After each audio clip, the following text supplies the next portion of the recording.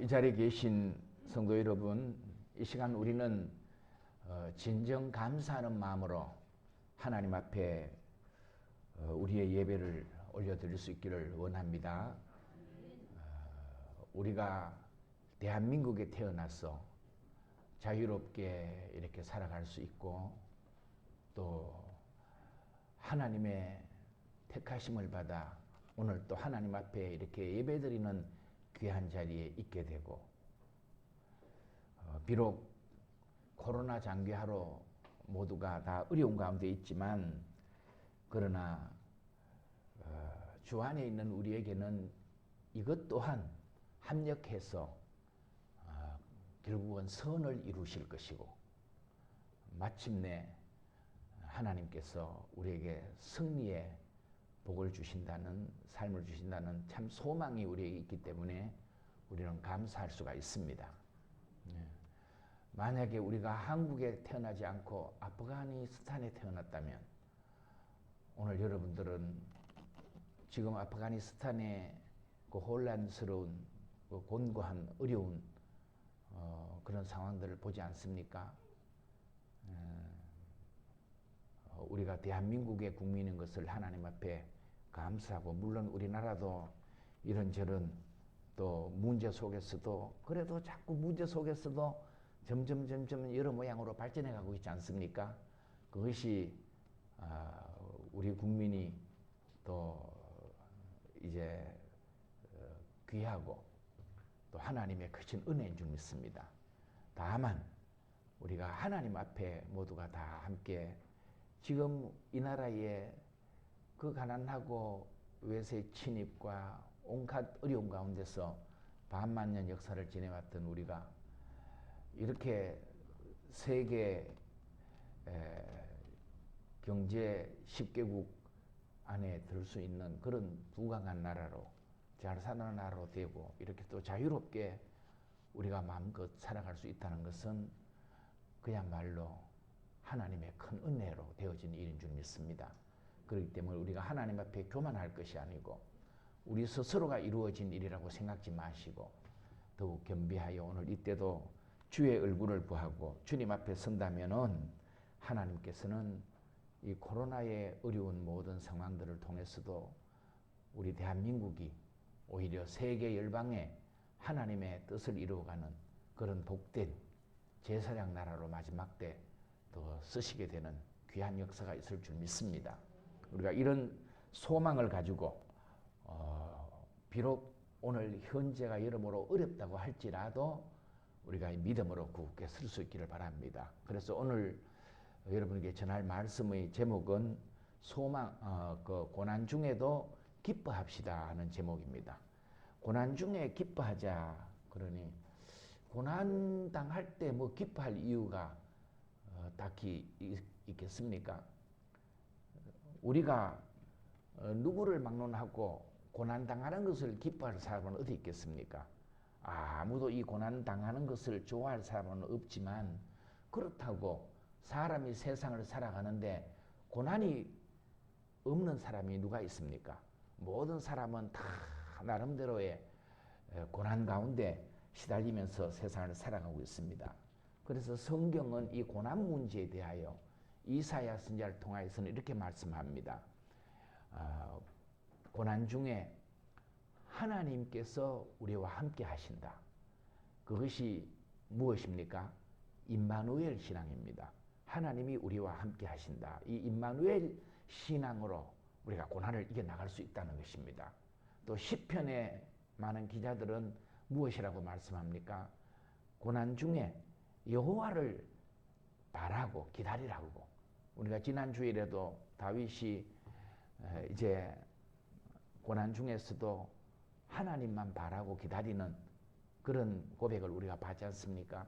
그러니 고난 중에도 하나님을, 여호와를 바라고 기다리면 결국은 그런 성도는 고난을 이기고 마침내 위대한 승리자로 세워지게 된다.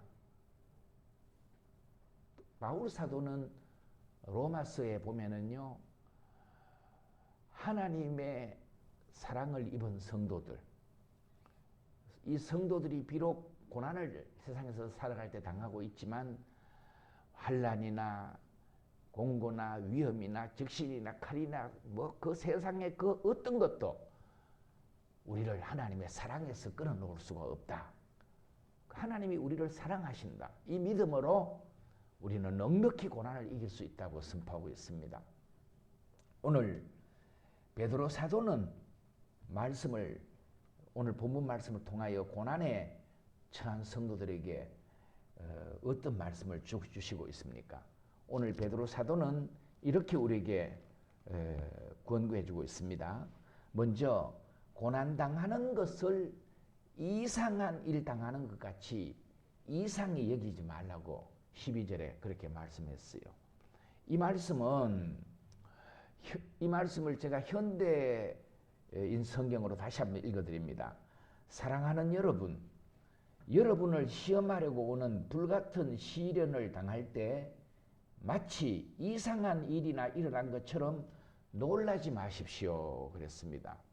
여러분, 이 말씀은 우리 예수님을 믿는 하나님의 백성된 자녀된 성도들이 세상을 살아갈 때 고난은 필연적으로 당연히 성도가 라고 해서 고난 안 당하는 것이 아니고 성도가 당연히 고난의 시련의 과정을 거치게 된다는 것을 말씀해 주고 있습니다. 그래서 무슨 이상한 일이 일어난 것처럼 이상하게 여기거나 놀라지도 말라는 것이죠.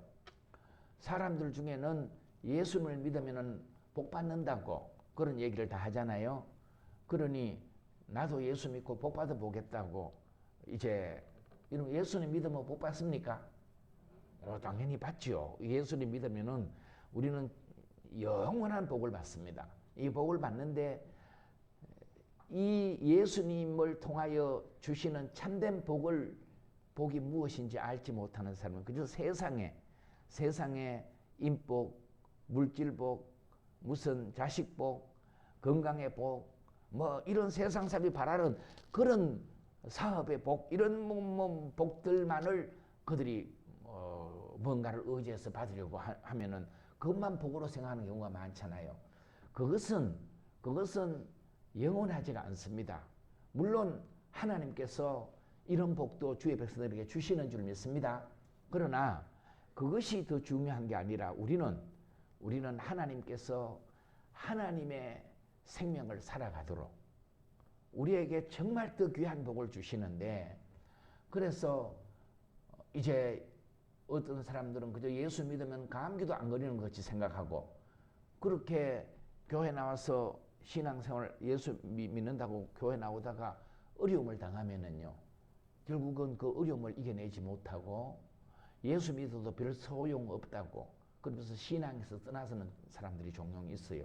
혹 여러분 주변에도 한번 둘러보십시오. 믿다가 안 믿는 사람이 왜 안 믿게 되는지. 물론 세상이 좋아서 세상으로 나가서 하나님을 떠난 사람들도 있지만, 그러나 이런저런 삶의 어려움이 생겨서 그 어려움 가운데서 뭐 하나님 앞에 기도해도 소용없고 믿어도 소용없다 그러면서요 하나님 안 믿는 사람들이 들어있어요. 제가 처음 신앙생활을 했던 교회는 저 창수 오촌교회라고, 그 교회 시골 교회입니다. 그런데 그 교회 제가 청년 때 다닐 때 저희 집은 멀리, 물론 이제 나중에 그 교회 옆으로 이사를 와서 그때는 뭐 교회 옆에서 신앙생활을 했지만은 나중에 그 처음에 다닐 때는 저희가 굉장히 그 산꼭대기에 살 때는 거기서 교회까지 올라오면 한 2시간을 내가 뛰다시피 해가지고 와야 그렇게 올 수 있는 그런 거리였어요. 그런데도 제가 가만 보면은 그때가 최고 열심히 있었어요. 그때가 교회 오면은요, 그저 이제 그 저녁 예배까지 다 드리고 그 다음 날 월요일 날 아침에 그렇게 다시 이제 올라가고 그랬었는데, 그 밤에 주로 이제 그 오촌에 그때 총각 집사님으로 나이가 많은 노총각 집사님이 한 분 있었어요. 방재덕 씨라고.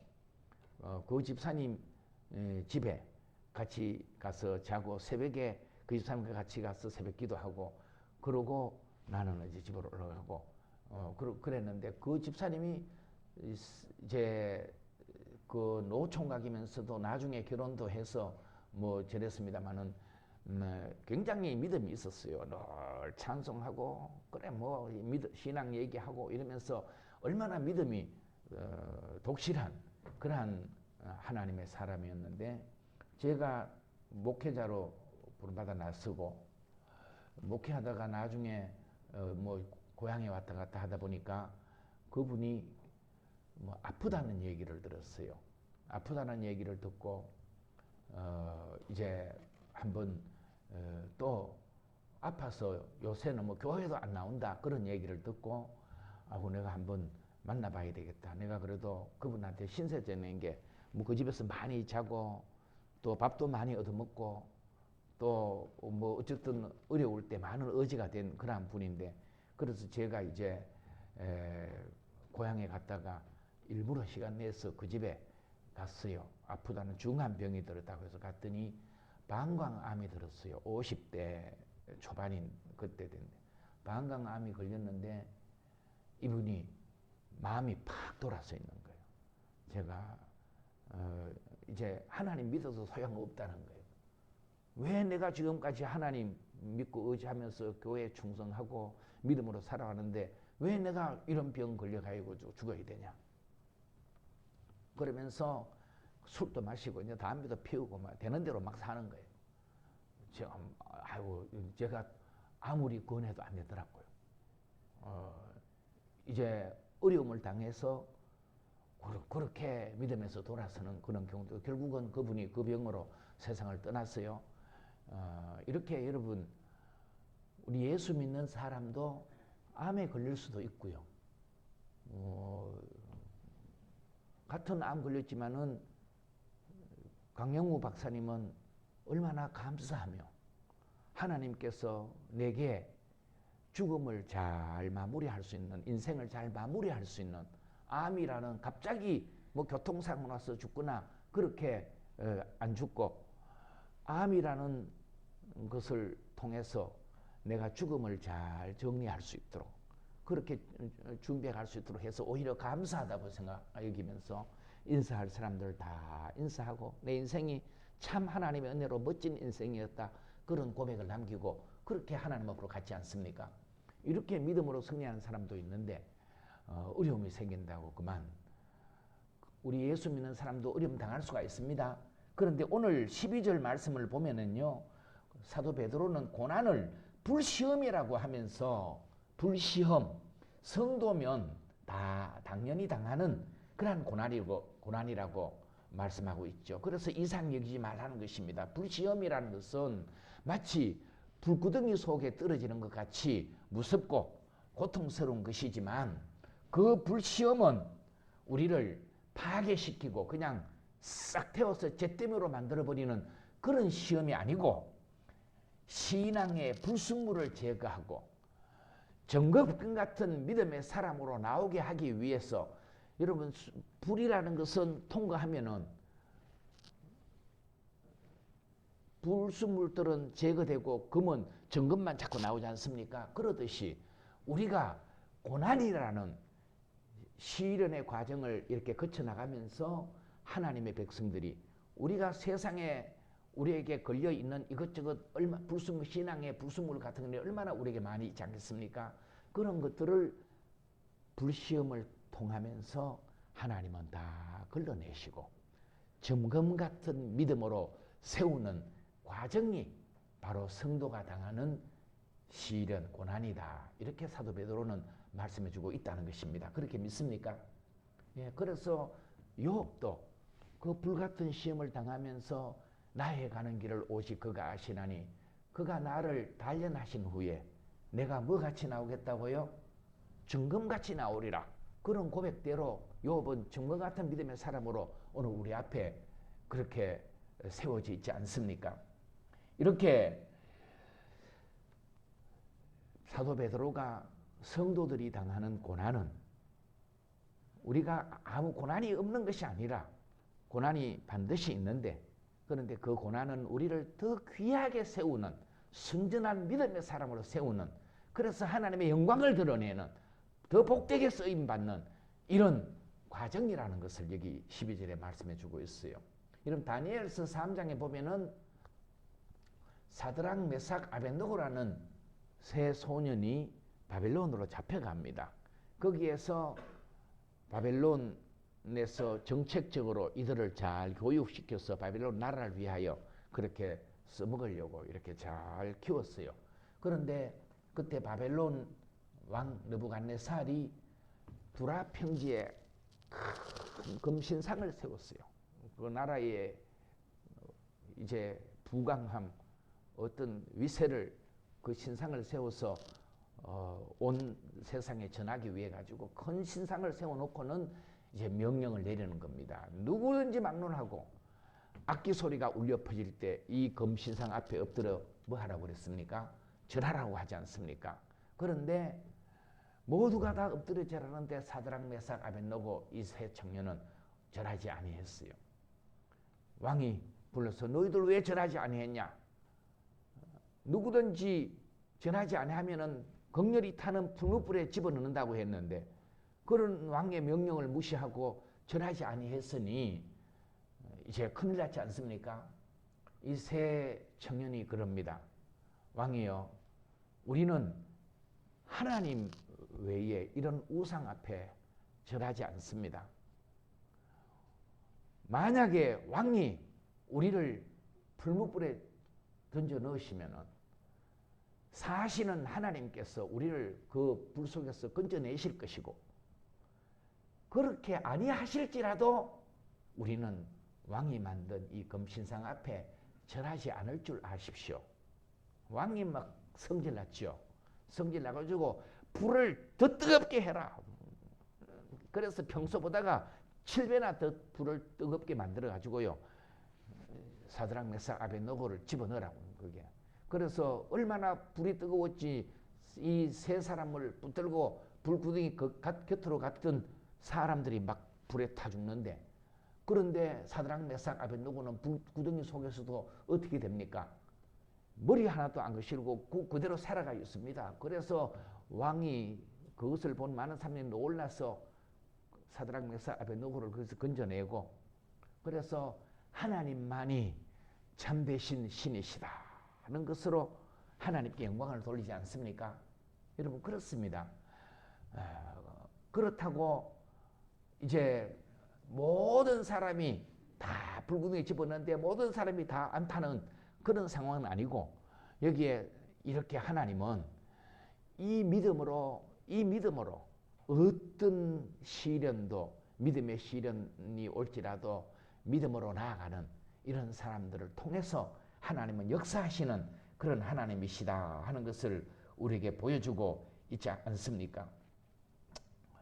믿음으로 그들은 승리했고 또 우리도 이 사실을 보면서 불시험의 의미가 무엇인지를 우리가 바로 알면 그저 이상한 일 당하는 것으로 여기지 않고 당연한 것으로 받아들일 수가 있다는 것입니다. 하나님께서 이 시련을 통해서 이 시험들을 통해서 나를 더 정금같이 더 복된 사람으로 세우시려고 하시는 것이구나. 애굽에서 이끌어내신 주의 백성들을 하나님께서 광야로 이끌어 가시는 이유가 무엇입니까? 광야는 고난의 현장인데 시련의 자리인데 그곳으로 인도하시는 하나님의 뜻은 광야의 연단을 통해서 오직 하나님께만 의지하고 하나님만 섬기며 하나님의 나라 백성으로 열방의 제사장 나라로 세우시려는 하나님의 뜻이 계시지 않습니까? 그런데 그들을 어찌했습니까? 이 하나님의 놀라운 계획은 뜻은 알지 못하고 그저 환경 앞에 불신앙적인 모습으로만 계속 하나님을 거역하고 원망하고 불순종하고 그렇게 하다가 결국은 열방의 제사장 그 제사장의 사명도 감당치 못하고 열방의 제사장은 놓쳐버리고 그저 이제 또 약속의 땅에도 그들이 들어가지도 못하게 되고 광야의 백성으로 그렇게 끝나버리는 인생을 사는 것을 우리가 보지 않습니까?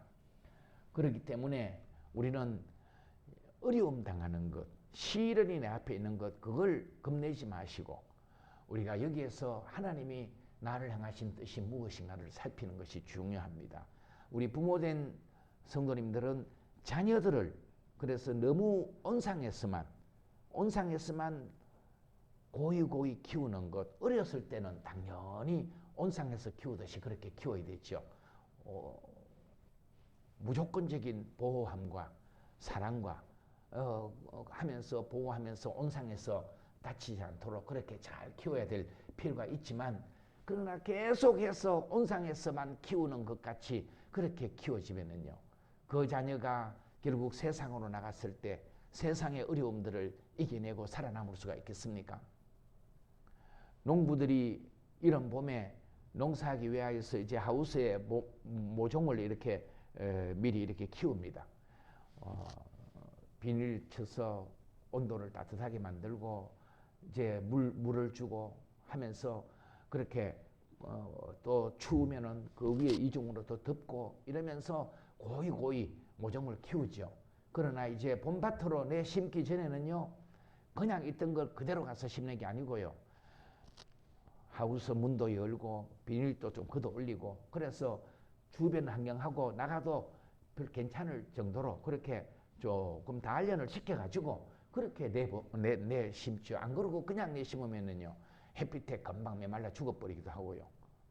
이게 또 그러다가 추위가 오면은 그만 얼어버리기도 하고 그런단 말이죠. 그렇기 때문에 우리 자녀들도 어느 정도 이제 크면은 뭔가 부모가 다 해주려고 알아서 가지고 그런 것보다가 자기 스스로도 해보도록 만들고 문제를 풀고 문제를 이겨나가고 하는 이런 훈련들이, 그렇게 큰 자녀들은요, 세상 어디 갖다 내놔도 고난을 어려서부터 잘 통과해온 사람들은요, 어디 갖다 내놔도 적응하고 살아갈 수가 있죠.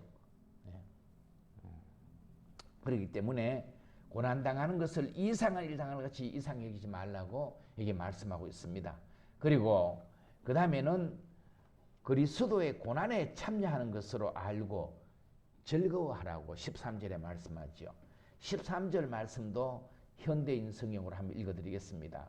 그 시련으로 여러분은 그리스도의 고난에 참여하게 되는 것이니 기뻐하십시오. 그러면 그리스도께서 영광 중에 나타나실 때 여러분도 그분과 함께 기뻐하게 될 것입니다 하였습니다.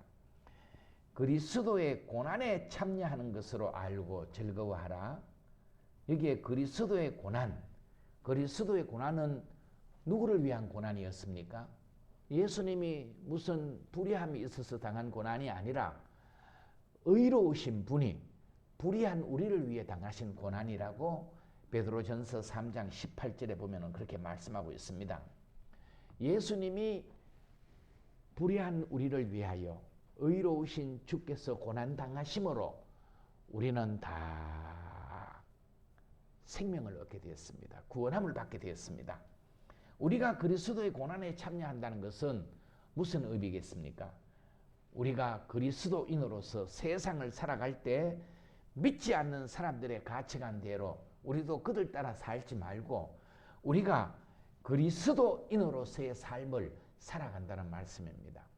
우리가 예수님을 닮아 예수님 중심의 삶을, 그리스도인으로서의 삶을 살아가려고 한다면은요, 그렇게 그리스도인으로서 살아가는 삶이 세상을 적당히 살아갈 수 있는, 그저 넉넉하게만 살아갈 수 있는 그런 것은 아니잖아요.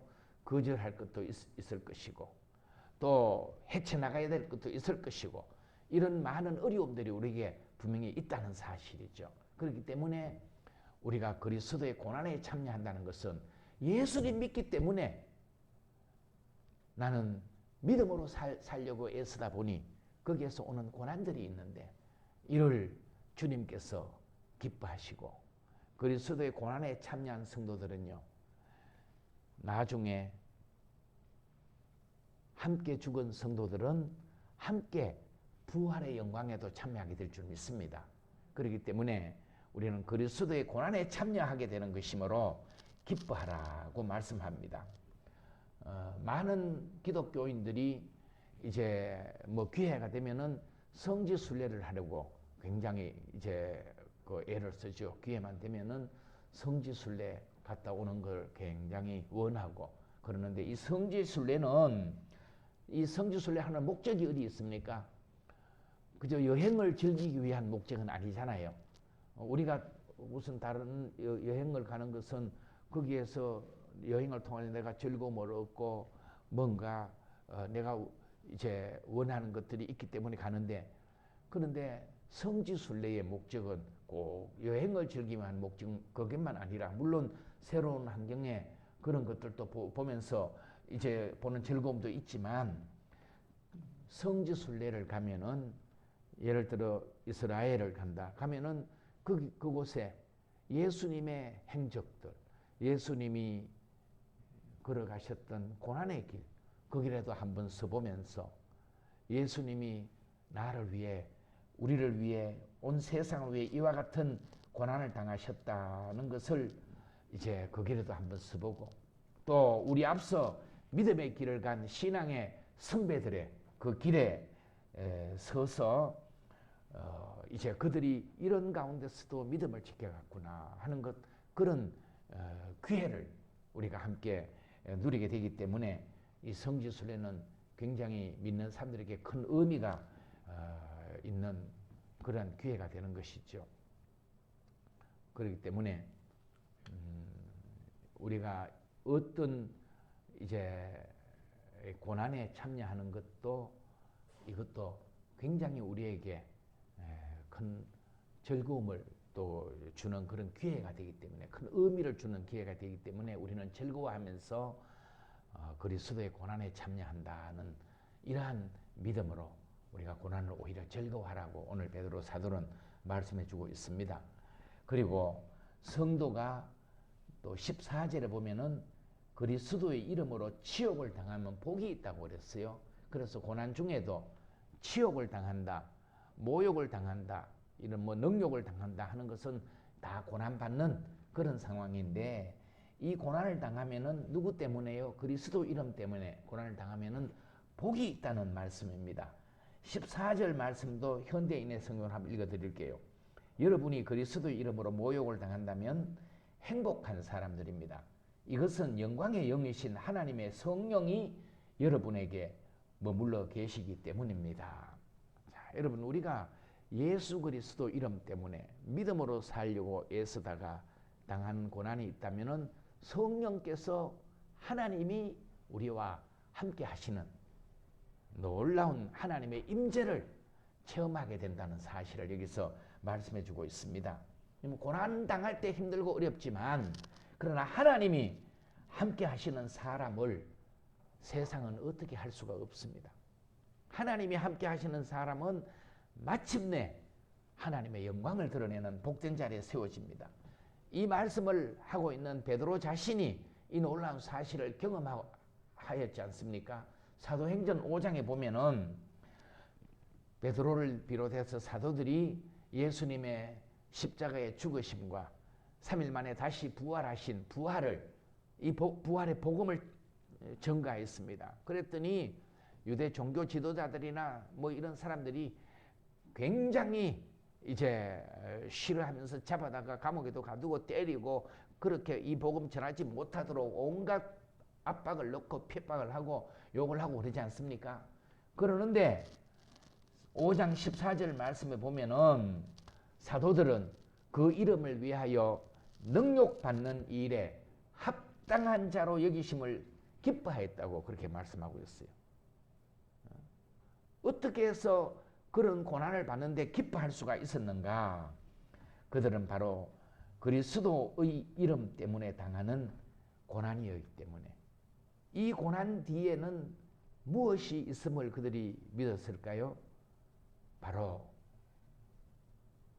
주님과 함께 고난당한 성도들은 주님과 함께 영광도 누리기 때문에 그렇습니다. 그래서 오늘 말씀 13절, 14절, 16절 말씀에 보면은요, 다 어떻게 기록하고 있습니까? 13절에도 고난이 무엇하고 연결되어 있어요? 그의 영광을 나타내실 때 고난과 영광이 연결이 되어 있어요. 14절에도 보면은 그리스도의 이름으로 치욕을 당하면 복 있는 자들아. 치욕이 무엇과 연결되어 있어요? 영광의 영, 곧 하나님의 영이 영광과 연결이 되어 있어요. 16절 말씀에도 보면은요, 그리스도인으로 고난을 받으면 부끄러워하지 말고 도리어 그 이름으로 하나님께 영광을 돌리라. 영광과 고난이 함께 연결이 되어 있다는 사실입니다. 그렇기 때문에 우리가 영광이 없는 고난만 있다면 그 고난 당할 때 어떻게 우리가 기뻐할 수가 있겠습니까? 그러나 우리가 예수 믿고 당하는 고난은 영광과 함께 연결이 되어 있기 때문에 이 영광은 그 무엇과도 바꿀 수 없는, 비교할 수 없는 그런 영광이기 때문에 우리는 능히 기뻐할 수 있다는 사실입니다. 예수님께서도 산상수훈에서 마태복음 5장에 보면은 나로 말미암아 너희를 욕하고 박해하고 거짓으로 너희를 거슬려 모든 악한 말을 할 때에 너희에게 복이 있나니 기뻐하고 즐거워하라. 하늘에서 너희 상이 큼이라. 너희 전에 있던 선지자들도 이같이 박해하였느니라. 주님께서 그렇게 말씀하고 있지 않습니까? 복이 있다는 것입니다. 상이 있다는 것입니다. 고난 뒤에 이 상이 있음을 믿고 우리가 함께 기뻐하십시다. 그런데 오늘 본문에는요, 두 가지 고난에 대해서 얘기하고 있습니다. 먼저는 주님 뜻대로 믿음으로 살려고 하다가 당하는 고난. 이것 제가 지금까지 드린 말씀입니다. 이 고난은 불시험같이 오지만 우리를 점검 같은 믿음으로 세우기 위한 고난이다. 이 고난은 그리스도의 고난에 참여하도록 하는 그런 고난이다. 또 이 고난은 복 있는 고난이다. 그렇게 다 말씀하고 있어요. 그런데 15절 말씀을 보면은 자신의 잘못으로 인하여 당하는 고난도 있다는 것입니다. 15절 말씀 한번 보십시오. 너희 중에 누구든지 살인이나 도둑질이나 악행이나 남의 일을 간섭하는 자로 고난을 받지 말려니와. 이게 무슨 말씀입니까? 자신의 잘못으로 당하는 고난, 자기 뜻대로 살려고 하다가 당하는 고난이 있다는 그 말씀이죠. 그러니 이런 고난은 성도는 될 수 있는 대로 이런 일 행하다가 고난 당하는 것은 복이 되지 못한다는 것입니다. 특히 여기 보면은 남의 일을 간섭하는 자로 고난을 받지 말리노라 그랬잖아요. 남의 일을 간섭한다는 것은 그저 자기는 돌아볼 줄 모르고 다른 사람을 잘 비판하는. 예수님은 무엇이라고 했습니까? 자기 눈에 들보는 보지 못하고 형제의 눈 속에 티는 잘 보는 사람이라고 그랬죠. 우리는 남 간섭할, 남의 눈에 티 보고 비판할 그런 여유가 우리에게 없어요. 우리는 오히려 우리 자신들을 살펴보면은 우리 속에 다 들보를 끌안고 있는데 누구를 우리가 비판할 그러한 여유가 우리에게 있겠습니까? 그렇기 때문에 우리는 이제 자신의 잘못된 일로 고난을 받는 그런 자리에는 서지 않고 오직 주의 이름 때문에 당하는 고난은 절구하면서 나가야 돼요. 그러나 여러분, 내가 잘못하여서 당하는 고난도, 내가 자신의 잘못으로 인한 고난도 또 하나님이 주신 기회로 받아들여서 회개하고 새 사람이 되면은 그 고난도 바뀌어서 복이 될 줄 믿습니다. 예, 그 고난도 나중에 뭐 그렇게 고난 당하면서 바뀌어져서 새 사람 돼서 복되게 사는 사람들 많이 있어요. 우리가 간증을 들어보면. 오늘 말씀을 정리합니다. 고난 중에도 기뻐해야 될 이유가 있습니다. 왜 우리가 이 고난 중에도 기뻐할 수 있느냐 하면은 우리 믿음이 우리에게는 가장 귀한 재산이, 여러분 뭐 가지고 있는 금이나 보석이나 이런 게 우리 재산이 아니고, 우리 힘으로 있는 부동산이 우리 재산이 아니고, 그거 다 우리 살다 주님 오라 부르시면 다 소용없는 헛된 재산이 되고 말아요. 은행에 저축해 놓은 통장에 들어있는 돈이 우리 재산이 아니고 우리에게 더 귀한 재산은 믿음이에요. 아멘. 이 믿음이 고난을 통하여서 점검 같은 믿음으로 그렇게 세워져 가기 때문에 즐거워하라고 하였습니다. 또한 이 고난을 통해서 우리는 하나님 주시는 상급 생명의 면류관을 얻는데요. 고난을 잘 이겨내고 믿음으로 나아간 성도들에게는 야고보 1장 12절에 보면은 그렇게 생명의 면류관을 주신다. 이 상급받는 기회를 우리가 얻는 것이기 때문에 고난이 없으면은 이런 상급도 없어요. 그리스도의 고난에 참여하고 그래서 함께 영광에도 참여하게 되고 이 상을 받게 되기 때문에 우리는 기뻐하고 또 고난을 통하여서 하나님이 나와 함께 하심을 체험하는 그런 기회가 돼요. 숱한 믿음의 성도들이 고난을 통하여서 하나님이 함께 하심을 체험하지 않습니까?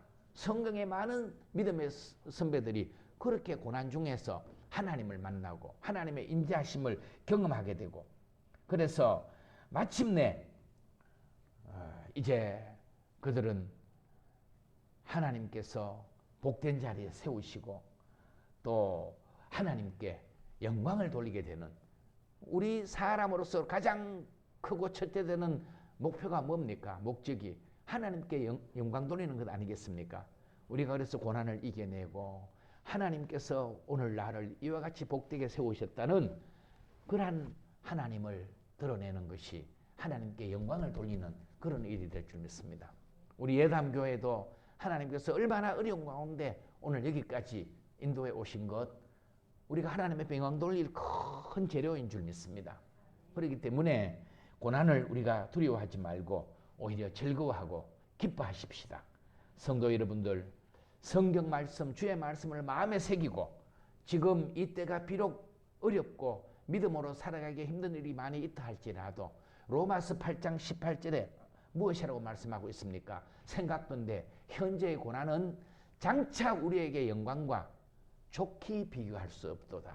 그렇게 믿어집니까? 좋게 비교할 수 없는 이런 영광이 우리 앞에 있음을 믿고 이 믿음으로 승리해 갈 수 있기를 주임으로 축원합니다. 기도하겠습니다. 하나님 아버지 오늘 또 주의 귀한 자리에 우리를 세우시고 인도하여 주셔서 비록 이때를 살아갈 때 우리 앞에 이런저런 많은 어려운 난관들을 우리가 헤치고 나가고 있지만 그러나 이 고난 중에도 주님 우리와 함께 하심을 믿고 기뻐하고 또 감사하며 찬양하며 넉넉히 이겨나가는 믿음의 성도들이 다 되게 하여 주옵소서. 그래서 마침내 하나님께서 이 고난을 영광으로 바꾸시고 또 하나님의 크신 이제 그 은혜와 복을 찬양할 수 있는 그런 순간순간들로 우리의 삶을 인도해 가심을 우리가 믿고 이 믿음에 더욱 굳건히 서도록 도와주시고 우리 예담교회 성도들이 어떤 고난 앞에서도 지금까지 믿음으로 이겨나온 것처럼 또 앞으로도 넉넉히 이기는 믿음의 성도들이 되어서 주님과 함께 영원히 영광의 자리에 설 수 있게 복을 내려 주시옵소서. 오늘 또 세임 주셔서 우리가 이 믿음으로 넉넉히 이겨나가도록 도와주실 줄 믿사옵고 예수님 이름으로 기도하옵나이다. 아멘.